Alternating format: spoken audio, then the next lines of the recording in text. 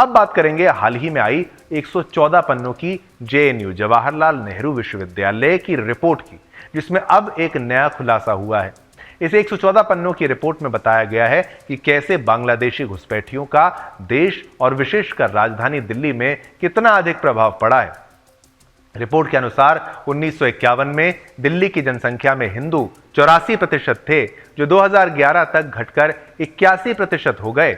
लेकिन इसी बीच दिल्ली में मुस्लिम आबादी 5.7% से बढ़कर 12.8% के आसपास पहुंच गई, जिसका अर्थ यह है कि अवैध घुसपैठियों से दिल्ली में मुस्लिम दोगुना हो गए हैं।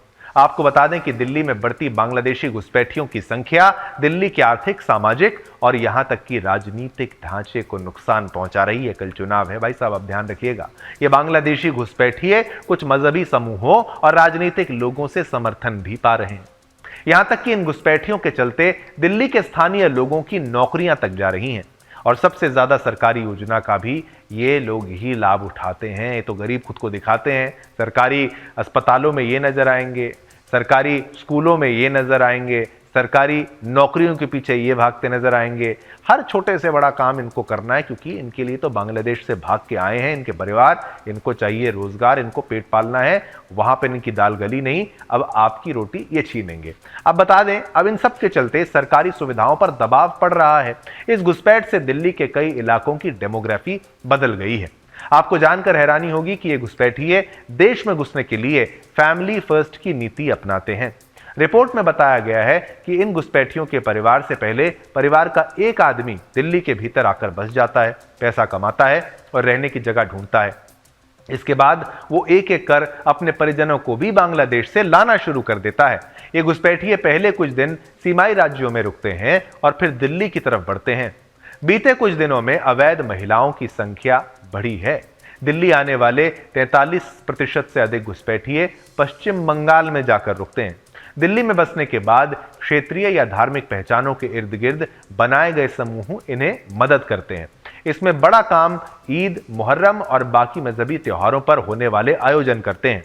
दिल्ली में घुसपैठियों को सहायता देने और छत, भोजन, स्वास्थ्य सेवा, शिक्षा, कानूनी सहायता और यहां तक कि बैंकिंग तक पहुंच जैसी सेवाएं देना बिना रजिस्टर किए गए एनजीओ और मजहबी समूह महत्वपूर्ण भूमिका निभाते हैं।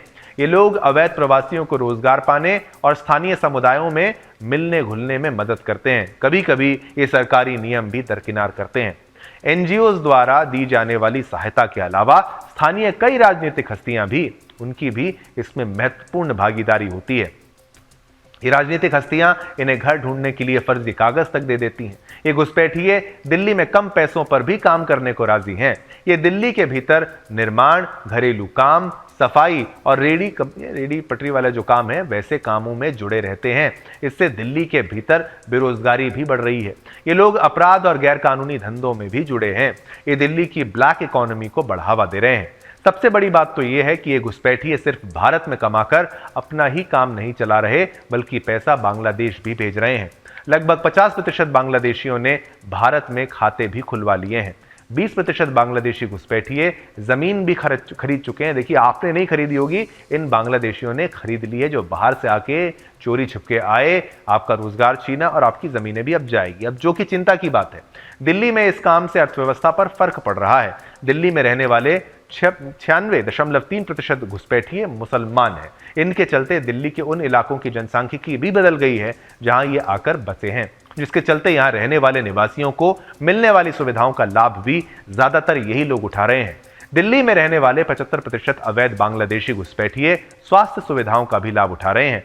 इसके चलते स्थानीय लोगों को इलाज नहीं मिलता। ये घुसपैठिए फर्जी पहचान दस्तावेजों का भी उपयोग करते हैं। ये अक्सर नकली आधार कार्ड, मतदान पहचान पत्र, वोटर आईडी और राशन कार्ड बनवाते हैं, जिससे उन्हें शहर की सामाजिक और आर्थिक व्यवस्था में शामिल होने का मौका मिलता है, जिससे देश के लोकतंत्र पर भी प्रभाव पड़ रहा है। इन नकली दस्तावेजों की उपलब्धता भारत की लोकतांत्रिक प्रक्रियाओं के बारे में चिंताएं बढ़ाती हैं।